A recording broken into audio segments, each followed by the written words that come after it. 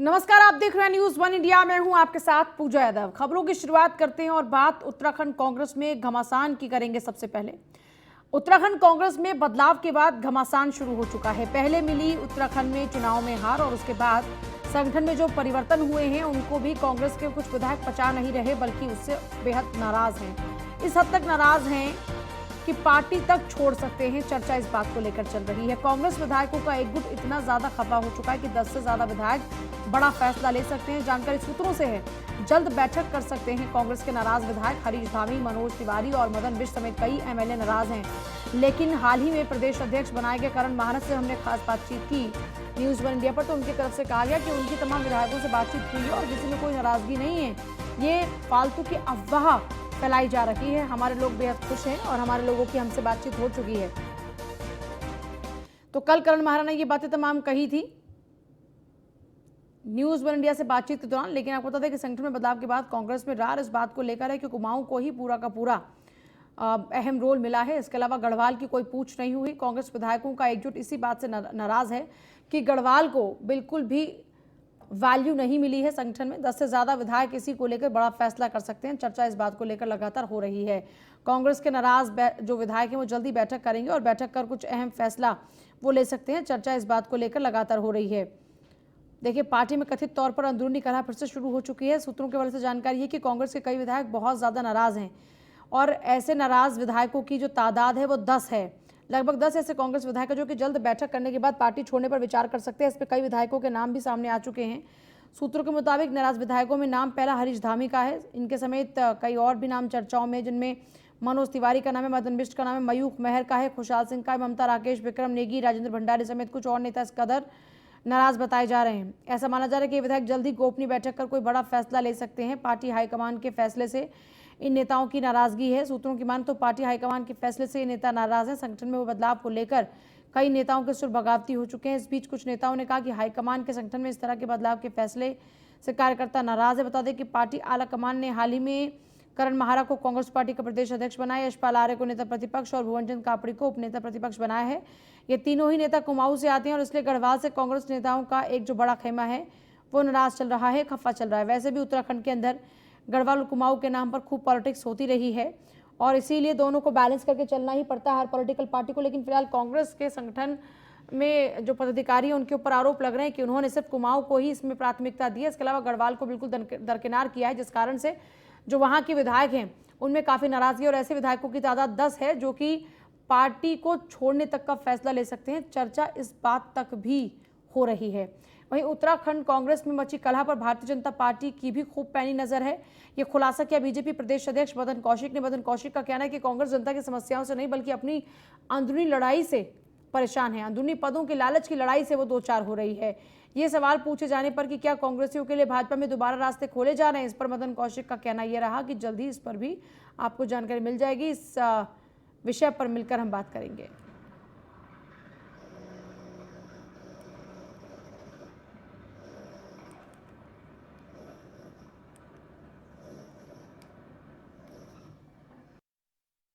के चयन के बाद बड़ा बवाल देखने को मिल रहा है। कई विधायक पार्टी छोड़ने की धमकी दे रहे हैं। किस तरीके से आप देखते हैं और क्या कुछ बीजेपी से संपर्क है विधायकों का? देखिए, ये कांग्रेस का इंटरनल मैटर है। कांग्रेस में क्या हो रहा है, कैसे हो रहा है, ये तो उनको देखना है।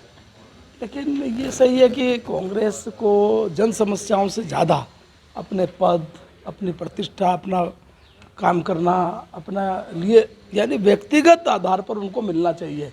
इस पर ज़्यादा उनका फोकस रहता है। यही कारण है कि उनमें सब में लड़ाई झगड़े इस तरह है और 5 साल ऐसा ही रहा है। जनता ने इसलिए पूरी तरह नकारा है, दुत्कारा है। आने वाले समय में कांग्रेस का कोई आधार बचेगा राज्य में, मुझे नहीं लगता। क्या मानते हैं कि हरीश धामी एक अवसर है आप लोगों के लिए, एक अवसर सीएम के लिए सीट छोड़ने के लिए तैयार है। कई विधायक सीट छोड़ने के लिए भी तैयार है, ऐसे बताया जा रहा है। तो क्या मानते हैं कि कांग्रेस में जो झगड़ा चल रहा है उसके लिए मुख्यमंत्री के लिए भी आसान हो जाएगा सीट चूज करना, बीजेपी विधायक को खाली नहीं करनी पड़ेगी? नहीं, मैंने कहा कि देखिए, जहाँ तक सवाल है अभी कहाँ से लड़ेंगे ये तो हम लोग तय करेंगे बैठकर। लेकिन कांग्रेस में इंटरनल लड़ाई को वो अपनी जाने।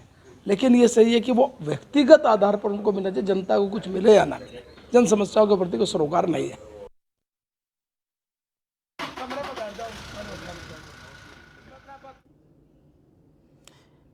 बीजेपी कह रही है कि जनता से इनको कोई सरोकार नहीं है, इनको सिर्फ और सिर्फ अपने स्वार्थों की पूर्ति करनी है। देखिए, पहले कांग्रेस चुनाव हार गई और उसके बाद अब पार्टी में अपनी अंदरूनी कलह फिर से सामने आनी शुरू हो चुकी है। इस हद तक आनी शुरू हो चुकी है कि बीजेपी के लोग तो उस पर चुटकियां भी लेना शुरू कर चुके हैं। पार्टी हाईकमान के फैसले से खफा हैं कुछ नेता कांग्रेस के, जिस कारण से वो लोग संगठन में बदलाव को लेकर अपने सुरों को बगावती कर रहे हैं। हाईकमान के संगठन में इस तरह से बदलाव के फैसले से वो नाराज़ हैं। बता दें कि पार्टी आला कमान ने हाल ही में करण माहरा को कांग्रेस पार्टी के प्रदेश अध्यक्ष बनाया था। यशपाल आर्य को नेता प्रतिपक्ष भुवन चंद कापड़ी, जिन्होंने हराया उत्तराखंड के मुख्यमंत्री को, उनको उपनेता प्रतिपक्ष बनाया। ये तीनों ही नेता कुमाऊं से आते हैं, इसलिए गढ़वाल से कांग्रेस नेताओं का जो बड़ा खेमा है वो नाराज चल रहा है कि गढ़वाल को कोई भी वैल्यू नहीं दी गई है। हालांकि कोई भी पॉलिटिकल पार्टी जब सत्ता में होती है, सत्ता से बाहर होती है, तो दोनों ही गढ़वाल और कुमाऊं को, तराई क्षेत्रों को बैलेंस करके लेकर चलना पड़ता है। लेकिन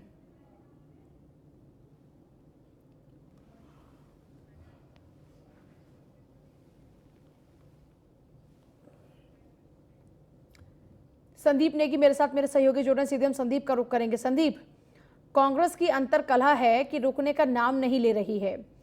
एक मामला संभलता नहीं कि दूसरी परेशानी आकर खड़ी हो जाती है, और अब कांग्रेस में फिर से एक बड़ी परेशानी आकर खड़ी हो गई है। अभी तक जो पूरा घटनाक्रम देखने को मिला, उसके बाद आला कमान की ओर से कोई हस्तक्षेप इस पूरे मामले में, या करण माहरा की तरफ से कोई कोशिश उन नाराज विधायकों को मनाने की? हाँ जी बिल्कुल, देखिए कांग्रेस के अंदर गुटबाजी कोई नई बात नहीं है, और हमने चुनाव से पहले भी लगातार कांग्रेस की गुटबाजी देखी थी। और लेकिन इसके बाद अब कहीं ना कहीं जिस तरह से अब लग रहा था कि आखिरकार कहीं ना कहीं कांग्रेस अपनी हार के बाद अब जो अपने पूरे गुट को मजबूत करेगी, और जिस तरह से अब फेरबदल भी हुआ था कांग्रेस में, तमाम जो नेताओं ने जिम्मेदारी ली थी, हरीश राव ने जिम्मेदारी ली थी, कांग्रेस के उस वक्त गणेश गोटियाल प्रदेश अध्यक्ष थे, उन्होंने जिम्मेदारी ली थी। लेकिन उसके बाद से जैसे ही नेता प्रतिपक्ष के नाम का जो चयन होता है, और कहीं ना कहीं उसके बाद जो कांग्रेस के प्रदेश अध्यक्ष की जो कमान है वो करण माहरा संभालते हैं, लेकिन उसके बाद से कहीं ना कहीं जो फिर अब जो गढ़वाल मंडल के जो तमाम जो नेता हैं उनमें कहीं ना कहीं नाराजगी जरूर आ गई है। और ऐसे में सीधे तौर पर अभी तक ये देखा जा रहा है कि कांग्रेस का एक धड़ा, यानी कि जो कम से कम 10 विधायक हैं वो फिर पूरी तरह से नाराज चल रहे हैं, और संभावना ये भी जताई जा रही है कि ये विधायक कहीं ना कहीं कांग्रेस छोड़कर बीजेपी का दामन भी जरूर थाम सकते हैं। और चूंकि बीजेपी भी लगातार इन विधायकों पर आखिरकार निगाहें जरूर टिकाए हुए कि आखिरकार कांग्रेस के अंदर कुछ ना कुछ इस प्रकार की बातें हो और बीजेपी तुरंत इन विधायकों को अपने कब्जे में कर ले। लेकिन पूरे मामले में कहीं ना कहीं आला कमान ने अभी तक कांग्रेस का जो आला कमान है इसने कोई संज्ञान नहीं लिया है। और जिस तरह से कांग्रेस के जो विधायक है, चक्राते से विधायक है, उन्होंने भी सीधे तौर पर कहा था कि अगर मेरी वजह से अगर कांग्रेस की हार हुई है तो कहीं ना कहीं जो जिम्मेदारी आखिरकार वो अगर मेरी बनती है तो मैं अपनी विधायकी पद से इस्तीफा देने को तैयार हूं। तो ये बातें कहीं ना कहीं कांग्रेस में खुलकर अब सामने आई है, और तो देख सकते हैं। लेकिन सबसे बड़ी वजह ये भी कांग्रेस से मानी जा रही है कि जिस तरह से गढ़वाल मंडल के जो तमाम जो नेता हैं उन नेताओं को दरकिनार कर दिया गया है, उसमें प्रीतम सिंह हो, हरक सिंह रावत हो, या फिर गणेश गोदियाल जैसे जो बड़े नेता हैं वो हो, उनको दरकिनार कर दिया गया था। तो ऐसे में कहीं ना कहीं जो गढ़वाल खेमा है वो पूरी तरह से नाराज है। और चूंकि इस बार जो नेता प्रतिपक्ष है वो भी कुमाऊं से बना दिया गया है, प्रदेश अध्यक्ष है कुमाऊं से भी बना दिए गए हैं, और यहाँ तक कि नेता उप सदन भुवन कापड़ी जो कि खटीमा से, जिन्होंने मुख्यमंत्री पुष्कर सिंह धामी को चुनाव हराया था, उन पर भी कहीं ना कहीं संगठन ने विश्वास किया। तो ऐसे में अब कहीं ना कहीं कांग्रेस के लिए मुश्किलें और भी खड़ी होती है कि वो अपना कुनबा बचाए या फिर अपनी कुंदे में और मजबूती करे। जी अच्छा, अभी तक कोई हस्तक्षेप केंद्र की तरफ से है नहीं, और यहाँ पर करण माहरा क्या कर रहे हैं? क्योंकि कल जब हमारी उनसे बात हुई तो वो ये कह रहे थे कि कोई भी नाराजगी नहीं है, मेरी तो सभी विधायकों से बातचीत हुई है, सब एकदम नॉर्मल चल रहा है। जी बिल्कुल, देखिए चूंकि ये तो हालांकि जो संगठन की बात है, संगठन तो जरूर कहेगा, चूंकि कांग्रेस के कई नेता कह रहे हैं खुद यहाँ पर जिस प्रकार से कांग्रेस संगठन से बयान आए हैं कि हमारे कोई भी नेता है वो नाराज नहीं है। लेकिन जिस तरह से अंदर खाने साफ तौर पर गुटबाजी जरूर नजर आती है, तमाम विधायकों में भी लगातार उठापटक देखी जा रही है। खासे जो विधायक है प्रीतम सिंह नेता प्रतिपक्ष रहे हैं वो बिल्कुल नाराज है, उनकी नाराजगी हम सब ने देखी है। उसके बाद से जो हरीश धामी है जो कि धारचूला से विधायक है, कांग्रेस के कद्दावर नेता है, उन्होंने भी सीधे तौर पर बीजेपी में जाने की कुल मिलाकर जो बात है वो जल्द से जल्द इस प्रकार की बातें कही है, जिससे साफ जाहिर होता है कि कांग्रेस से पूरी तरह से नाराज हैं। तो अभी तो इस तौर पर हम लगा सकते हैं अंदाज कि आखिरकार कहीं ना कहीं कांग्रेस में बिल्कुल जो उठापटक है और उस पर जो आला कमान है वो कहीं ना कहीं अभी तक अपना कोई निष्कर्ष नहीं ले पाया। जी चलिए ठीक है, बहुत शुक्रिया आपका फिलहाल पूरी जानकारी के लिए। वहीं देहरादून में कांग्रेस प्रदेश अध्यक्ष करण माहरा ने भी प्रेस कॉन्फ्रेंस की। 17 अप्रैल को कांग्रेस मुख्यालय में विधिवत चार्ज लूंगा, आज केवल साधारण कार्यकर्ता के तौर पर प्रेस कॉन्फ्रेंस में हूं उपस्थित। सहकारिता भर्ती घोटाले का मुद्दा करण माहरा ने उठाया है। सहकारिता में भर्ती परीक्षा में जमकर घोटाला हुआ है। पहले चरण में कोविड काल में नोएडा में परीक्षा कराएगी। दूसरे चरण में चतुर्थ श्रेणी की भर्ती में घोटाला हुआ। अपने लोगों को एडजस्ट करने के लिए आयोजित हुई परीक्षा। जिस मंत्री के कार्यकाल में भर्ती हुई उसने दोबारा मंत्री उसे बनाया गया।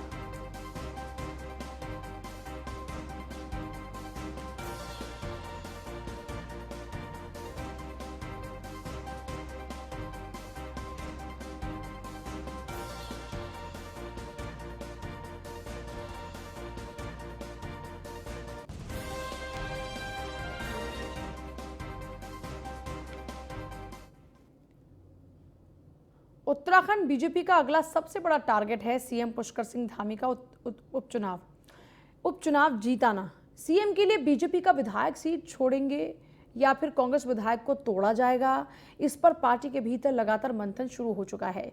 सूत्रों की माने तो बीजेपी कांग्रेस का विकेट गिराने की तैयारी कर चुकी है। एक रिपोर्ट देखिए।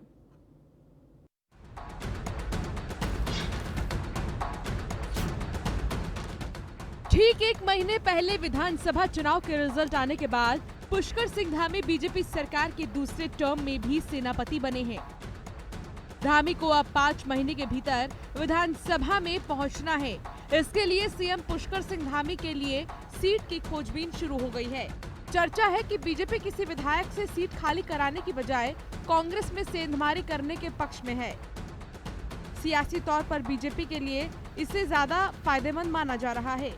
सूत्रों की माने तो कांग्रेस के एक विधायक से बीजेपी संपर्क भी साध चुकी है। खुद विधायक कह रहे हैं कि कुछ चौंकाने वाला होगा। माननीय मुख्यमंत्री जी का चुनाव 6 महीने के अंतराल होना है और ये संवैधानिक व्यवस्था है। हालांकि कहां से मुख्यमंत्री जी चुनाव लड़ेगा ये कुल मिलाकर के संगठन तय करता है। हमारा पार्टी का हाईकमान है, प्रदेश मिलकर के बातचीत करता है।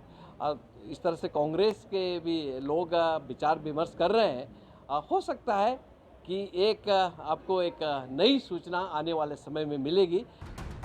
सीएम पुष्कर सिंह धामी ने हाल ही में चंपावत का दौरा किया तो चर्चा चली कि कहीं सीएम उपचुनाव की तैयारी में तो नहीं। पिछले हफ्ते देहरादून कैंट सीट में हुए कार्यक्रम में सीएम धामी ने विधानसभा से अपने जुड़ाव को बताया तो फिर अटकलें लगी। दोनों सीट बीजेपी के पास है। गौरतलब ये भी है कि 2007 में तत्कालीन बीजेपी सरकार के सीएम बीसी खंडूरी के लिए कांग्रेस विधायक टीपीएस रावत ने और साल 2012 में कांग्रेसी सीएम विजय बहुगुणा के लिए बीजेपी विधायक किरण मंडल ने सीट छोड़ी थी। इसीलिए बीजेपी कांग्रेस ऑप्शन पर भी गौर कर रही है। इस मामले पर हालांकि सीएम बहुत नपातुला ही बोल रहे हैं।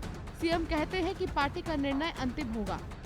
स्थानों से हमारे विधायकों ने भी और वहाँ के पार्टी कार्यकर्ताओं ने, लोगों ने बहुत सारी जगह से कहा है, लेकिन अंतिम जो निर्णय है वो पार्टी हाईकमान को लेना है। पार्टी हाईकमान जहाँ से भी कहेंगे वहाँ। चर्चा है कि कांग्रेस के कई नेता भी जो है आपको अपनी सीट से चुनाव लड़वाने की तैयारी कर रहे हैं। कुछ नहीं, जहाँ से भी होगा अच्छा होगा। प्रचंड बहुमत के बीच कांग्रेस में मची कलह बीजेपी की राह को और आसान कर रही है। यदि ऐसा हुआ तो ये पहली बार नहीं होगा। खुद विजय बहुगुणा कांग्रेस के सीएम रहते हुए भी ऐसा उदाहरण पेश कर चुके हैं। बीजेपी संगठन अपना आंकड़ा 47 से बढ़ाकर 48 करने की तैयारी में है। उत्तराखंड में भारतीय जनता पार्टी के पास इस समय सबसे बेहतरीन मौका है। बस उसे एक अवसर की तलाश है कि किसी भी तरह कांग्रेस विधायक की कोई सीट भारतीय जनता पार्टी को मिल जाए। दरअसल 47 विधायकों के साथ मुख्यमंत्री पुष्कर सिंह धामी सत्ता पर सवार हैं, तो कांग्रेस विधायक की एक सीट उन्हें मुख्यमंत्री के रास्ते के जरिए विधानसभा पहुंचाएगी। भारतीय जनता पार्टी के पास मौका भी है, बस उसे एक दस्तूर की तलाश है। Sudeep Jain, news 1 India, Dehradun. मुख्यमंत्री पुष्कर सिंह धामी ने मध्य प्रदेश के दतिया में पीताम्बरा में मां पीताम्बरा के दर्शन कर पूजा अर्चना की। इसके बाद उन्होंने पीताम्बरा स्थित महाभारत कालीन वनखंडेश्वर महादेव का जलाभिषेक किया। पीताम्बरा पीठ पर मौजूद पुजारियों ने वैदिक मंत्रोच्चारण के बीच मुख्यमंत्री धामी से जलाभिषेक कराया। इस दौरान उन्होंने पीठ पर अन्य मंदिरों के भी दर्शन किए। मुख्यमंत्री धामी करीब 25 मिनट तक पीताम्बरी पीठ में रहे। वहां उन्होंने दतिया प्रवास के दौरान पुलिस की कड़ी सुरक्षा व्यवस्था भी देखी।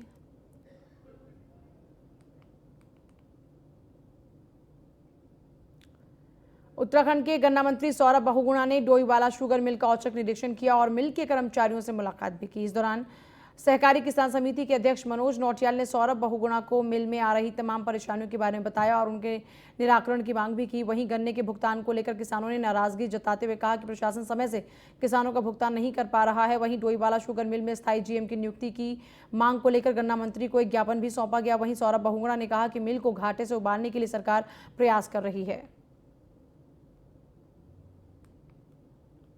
डोईवाला शुगर मिल का मैंने और माननीय विधायक जी ने मिल के औचक निरीक्षण किया है। कोई प्लान नहीं यहाँ पे बताया नहीं गया था कि मैं आज आ रहा हूँ और कुछ कमियाँ पाई गई हैं। किसान भाइयों से भी हमने वार्ता करी, क्या उनकी समस्याएं हैं। सबसे बड़ी समस्या यहाँ पर जो है, एक परमानेंट जो हमारे जीएम है वो नहीं है इस मिल में, उसको लेके बहुत बड़ी समस्या आई है। क्योंकि कोई भी समस्या अगर यहाँ पर आ रही है तो उसको ओवरलुक करने के लिए कोई अधिकारी नहीं है। तो मैंने अपने सचिव जी को फ़ोन करके और जो हमारे चीफ केमिस्ट हैं यहाँ पे, उन्हीं को चार्ज देने की बात कही ताकि वो 24 घंटा यहाँ रह सकें। दूसरी सबसे बड़ी समस्या यहाँ पे पानी को लेकर किसानों ने रखी कि ट्यूबवेल ख़राब था। तो मैंने स्ट्रिक्ट निर्देश दिए हैं यहाँ के अधिकारियों को कि यहाँ पे पानी की व्यवस्था दुरुस्त करी जाए ताकि किसान भाई जो है इतनी गर्मी में जो यहाँ पर 8-8, 10-10 घंटे खड़े हैं उनको पानी की व्यवस्था मिले। तीसरी ब्रेकडाउन की बात यहाँ पर रखी गई थी सामने कि कुछ गन्ना ख़राब इतना आ रहा है कि उसमें पत्थर निकल रहे हैं, जिसकी वजह से हमारी जो मशीन है वो भी डैमेज हो जा रही है। तो मैंने अधिकारियों को बताया है कि भाई ऐसे गन्ने को रिजेक्ट किया जाए और उनको कोई भी पॉलिटिकल प्रेशर में, उनको दबाव में ना उनको उस गन्ने का इस्तेमाल ना किया जाए जिससे चीनी मिल का ब्रेकडाउन हो। और चौथी सबसे बड़ा जो गन्ना बकाया है किसानों का, लगभग 62 करोड़ का यहाँ का गन्ना किसानों का बकाया है। 7 जनवरी तक का हम पेमेंट कर चुके हैं गन्ना किसानों का। जो बकाया है उसके लिए मैंने अपने अधिकारियों को स्पष्ट रूप से आदेश दे रखे हैं कि 45 दिन के अंदर अंदर एक फार्मूला बना के उनका गन्ने बकाया। न्यूज़ वन इंडिया पर आज की बड़ी खबर, उत्तराखंड शासन और आयुर्वेदिक यूनिवर्सिटी के बीच में वर्चस्व की जंग। आयुर्वेदिक यूनिवर्सिटी में बीते 5 सालों के कामों की जांच के आदेश दिए गए। नियुक्तियों और वित्तीय अनियमितताओं की जांच के आदेश हैं। अपर सचिव की अध्यक्षता में 4 सदस्यीय जांच कमेटी भी बनाई गई है। जांच कमेटी 15 दिन में शासन को अपनी रिपोर्ट सौंपेगी। राजभवन तक भी पूरा मामला पहुंच चुका है। शासन की जांच को हरक सिंह से जोड़कर भी देखा जा रहा है, क्योंकि 2017 से लेकर 2022 तक आयुष विभाग हरक सिंह के ही पास था। पूरे विवाद के पीछे विवादित अफसर मृत्युंजय मिश्रा की भी बड़ी भूमिका है। उत्तराखंड आयुर्वेद विश्वविद्यालय देहरादून में नियुक्तियों और वित्तीय अनियमितता की शिकायतों को लेकर शासन ने जांच के आदेश दे दिए हैं। यही नहीं, शासन की तरफ से दिए गए इन आदेशों में 4 सदस्यीय कमेटी का गठन हो चुका है। जांच के आदेशों के बाद ये सवाल खड़े हो रहे हैं कि आखिरकार अचानक पिछले 5 सालों की नियुक्तियों और कार्यों की जांच के आदेश क्यों दिए गए। हर जांच को हरक सिंह रावत से जोड़कर देखा जा रहा है। 2017 से लेकर 5 साल के लिए आयुष विभाग की जिम्मेदारी भाजपा सरकार में हरक सिंह रावत के पास ही थी। इससे पहले हरक सिंह रावत के श्रम विभाग में एक के बाद एक जांच के आदेश भाजपा सरकार की तरफ से दिए गए थे। लिहाजा माना यह भी जा रहा था कि हरक सिंह रावत से जुड़े इस विभाग में भी तमाम नियुक्तियों और कार्यों को लेकर जांच करवाई जाए, इससे तमाम सत्य सामने आ सके।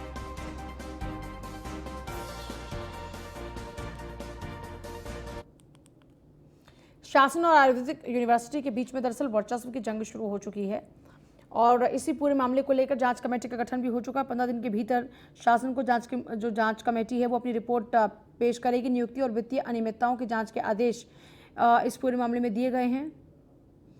अपर सचिव की अध्यक्षता में 4 सदस्यीय कमेटी का गठन हुआ है।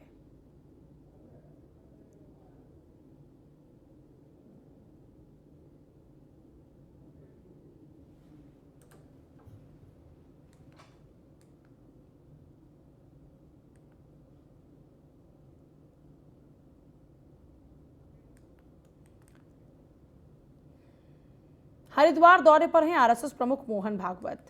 कनखल में स्थित श्री कृष्ण धाम आश्रम के कार्यक्रम में शामिल हुए। मूर्ति प्राण प्रतिष्ठा कार्यक्रम में भी शामिल हुए मोहन भागवत।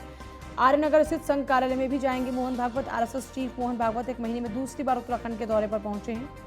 संघ प्रमुख ने हरिद्वार पहुंचते प्रसंग और कृष्णा निवास और पूर्णानंद आश्रम के पदाधिकारियों ने उनका भव्य स्वागत किया। मोहन भागवत ने यहां संन्यास रोड स्थित श्री कृष्ण निवास और पूर्णानंद आश्रम में आयोजित मूर्ति के प्राण प्रतिष्ठा और गुरुद्वारा मंदिर के लोकार्पण कार्यक्रम में हिस्सा लिया।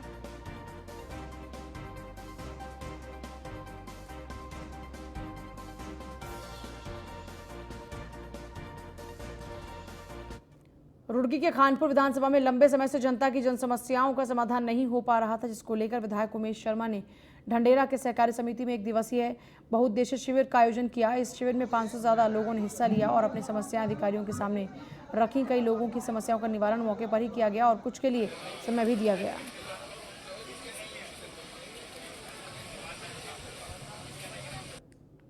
हमें आशा नहीं थी कि इतने लोग आ जाएंगे, जैसे विधायक जी ने बताया, ऐसे ही अगर सारे विधायक अपने मोटिवेशन करके आएंगे तो it would be helpful for the officers also. So he has taken a good initiative. काफ़ी देर से ये मेरे पास टच में थे कि हमें कैंप लगाना है। तो आई वॉज टेलिंग हिम कि वी नीड टू इंश्योर सारे ऑफिसर्स आ जाए। आज भी एक आध डिपार्टमेंट के ऑफिसर्स कहीं मीटिंग में फंस गए, लेकिन मैक्सिमम ऑफिसर्स को हम यहाँ बैठा पाए। एक चीज़ उन्होंने अच्छी बात बोली कि आज हमें पता लग गया कि what are the challenges that we face in these kind of camps. तो वी विल इंश्योर कि आगे उन चीज़ों को हम आगे मतलब उन चीज़ों को सॉर्ट आउट कर दें ताकि लोगों का समाधान एक ही स्टॉप पे हो जाए। अरे हमें आशा नहीं थी कि इतने लोग आ जाएंगे, जैसे विधायक जी ने बताया। ऐसे ही अगर सारे विधायक अपने मोटिवेशन करके आएंगे। शुरू किया है कि क्षेत्र क्षेत्र में जाकर, जैसे अब आज इस नगर पंचायत में हमने कैंप लगाया है, कल हमारा खानपुर ब्लॉक में कैंप है। विकलांग पेंशन, वृद्धावस्था पेंशन, विधवा पेंशन, कन्याधन योजना, श्रमिक कार्ड, ये सब के लिए लोगों को भटकना पड़ता है अलग अलग जगहों पर। तो हमने सभी अधिकारियों को एक ही जगह इकट्ठा कर समाज कल्याण विभाग के माध्यम से इस कैंप का आयोजन किया, ताकि जो हमारे बुजुर्ग हैं, माताएं हैं, बहनें हैं, वृद्ध हैं हमारे और विधवाएं हैं, उन सबको जगह जगह भटकना ना पड़े, एक ही छत के नीचे उनके सभी समस्याओं का समाधान हो जाए। सर समय समय पे इस तरह की व्यवस्था की जाएगी लोगों को? ये लगातार होती रहेंगी। हर महीने कोशिश करेंगे कि हर क्षेत्र में लगे। जो लोग इस बार वंचित रह जाएंगे उनका अगले कैंप में निवारण किया जाएगा। ऐसे ही राशन कार्ड के लिए भी कैंप आयोजित किए जाएंगे। अब लोगों को मैं कोशिश करूंगा कि कम से कम सरकारी दफ्तरों के धक्के खाने। बद्रीनाथ और केदारनाथ नेशनल हाईवे पर ऑल वेदर कार्य कर रही कंपनीज की अब खैर नहीं। वन विभाग की ओर से इन कंपनीज के खिलाफ कठोर कार्रवाई की जा रही है, जो पहाड़ कटिंग का मलबा सीधे मंदाकिनी और अलकनंदा नदी में फेंक रही हैं। बता दें, कार्रवाई के तहत इन कंपनियों से अब तक 20 लाख रुपए का जुर्माना वसूला जा चुका है और नदियों में मलबा नहीं डालने की चेतावनी भी दी गई है। बता दें कि बद्रीनाथ हाईवे पर जनपद की सीमा में सिरोपगढ़ से घोलतीर तक आरसीसी कंपनी कार्य कर रही है। केदारनाथ हाईवे पर जवाड़ी बाईपास से फाटा तक आरजीबी कंपनी कार्य कर रही है। ये कंपनीज नियमों की धज्जियां उड़ाते हुए निर्माण कार्य करने में लगी हुई हैं। लिहाजा सड़क कटिंग का मलबा सीधे अलकनंदा और मंदाकिनी नदी में फेंका जा रहा है। इस कारण नदियां प्रदूषित होने के साथ साथ जीव जंतुओं के अस्तित्व पर भी खतरा मंडरा रहा है। साथ ही बरसाती सीजन में ये मलबा तबाही का रूप ले लेता है, जिससे नदी किनारे बसे लोगों को काफी दिक्कतें हो सकती हैं।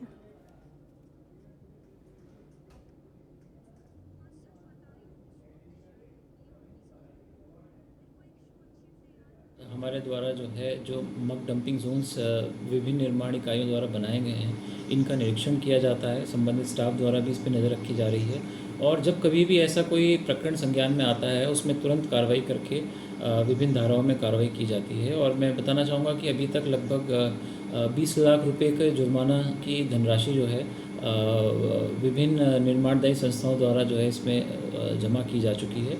और हमारे द्वारा ये जो संबंधित अधिकारी हैं, उनको भी स्पष्ट निर्देश दिए गए हैं कि कोई भी मलबा जो है बिना अनुमति के नदियों में हमारी ना डाला जाए, क्योंकि इसके बाद हमारा मानसून का जब सत्र आएगा तो उसमें जो है इससे आपदा की घटनाएं भी जो है वो भी बढ़ने की संभावना रहती है। रुद्रप्रयाग में बर्फबारी के कारण केदारनाथ धाम में जल संस्थान को भारी नुकसान पहुंचा है। गौरीकुंड से लेकर केदारनाथ धाम तक जल संस्थान के लगभग 20 स्टैंड पोस्ट क्षतिग्रस्त हो गए हैं, जबकि पेयजल लाइन भी ग्लेशियर और बर्फबारी के कारण बर्बाद हो गई। धाम में हुई क्षति की पूर्ति करने के लिए विभाग ने शासन को 1 करोड़ 30 लाख का एस्टीमेट भेजा है। हालांकि 6 मई से शुरू हो रही केदारनाथ यात्रा को देखते हुए विभाग केदार धाम सहित पैदल मार्ग पर पानी की आपूर्ति करने में जुट चुका है।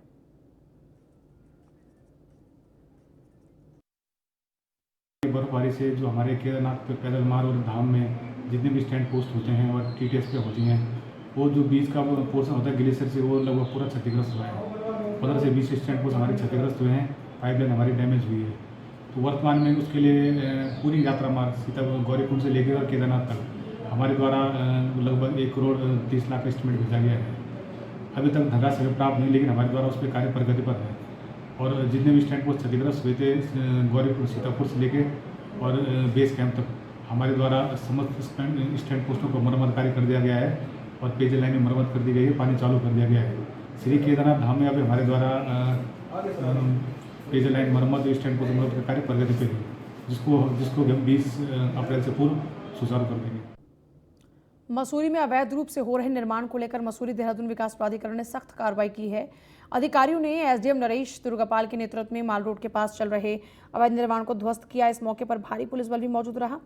एसडीएम नरेश दुर्गापाल का कहना है कि अवैध निर्माण किसी भी हाल में बर्दाश्त नहीं किया जाएगा, जिसको लेकर समय समय पर प्राधिकरण कार्रवाई करता रहता है।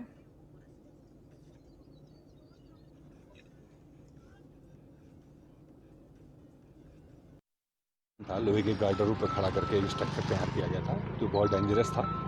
इसको एमडीडीए ने आज डिमोलिश करने का फिक्स किया हुआ था, तो मैं मौके पर हूँ इस वक्त। ये जो स्ट्रक्चर्स इस तरह से बना रहे हैं जो अवैध रूप से, क्योंकि मसूरी में निर्माण कार्य पर प्रतिबंध है कुछ सीमाओं तक, तो उसको अपने सामने डिमोलिश करा रहे हैं। और ऐसी जो अन्य अवैध गार्डर पर बने हुए हैं, इन सबके लिए भी शासन ने कहा है कि जो अवैध जितने हैं इनको एमडीडीए हटाएगा। तो जब जब एमडीडीए को ऐसी आवश्यकता हमारी प्रशासन की, पुलिस की होगी, हम उपलब्ध करा के। नैनीताल के आयार पाचा क्षेत्र में लगभग 15 हरे पेड़ों को कटान उनका किया गया है। हरे पेड़ों की शाखाएं और जड़ से पेड़ कटने से नाराज वार्ड के सभासद मनोज जगाती का कहना है कि लोग अपने निजी फायदों के लिए पेड़ों पर आरी चला रहे हैं, लेकिन जिम्मेदार विभाग अब भी कुंभकर्ण की नींद सोया हुआ है। उनका कहना है कि अगर विभाग इस तरीके से अनदेखी करता रहा तो जल्द ही ऐसे लोग वन संपदा को खासा नुकसान पहुंचा सकते हैं, और अगर जल्द से जल्द विभाग द्वारा कार्रवाई नहीं की जाती है तो क्षेत्रवासियों के साथ आंदोलन करेंगे। बड़े दुख के साथ बताना पड़ रहा है कि आयरपटा का एक क्षेत्र पड़ता है पुरानी शराब भट्टी अरोमा होटल के पास। वहां पर कल रात भारी मात्रा में पेड़ काटे गए हैं, और बड़े ही आपको बड़ी गंभीर उसके साथ मैं बता रहा हूं कि संबंधित अधिकारी जो इस क्षेत्र के हैं, वन अधिकारी, वो अभी 9 बजे पहुंचे हैं, जबकि हमारे द्वारा सूचना सुबह 6 बजे समस्त वन अधिकारियों को दे दी गई थी। और इस क्षेत्र के जो अधिकारी हैं वो बड़े मजे से 9 बजे आ रहे हैं, और मैं 72 घंटे का टाइम दे रहा हूं। अगर इस समस्त इन कर्मचारियों के खिलाफ अगर कार्रवाई नहीं होती, और ये जिसने ये पेड़ काटे है अगर उसके खिलाफ कार्रवाई नहीं होती, तो मैं आंदोलन के लिए बाध्य होऊंगा, जिसकी पूरी जिम्मेदारी वन अधिकारी नगर पालिका, वन अधिकारी नैनीताल जिले के जो भी यहाँ के हैं डीएफओ साहब, उनकी रहेगी।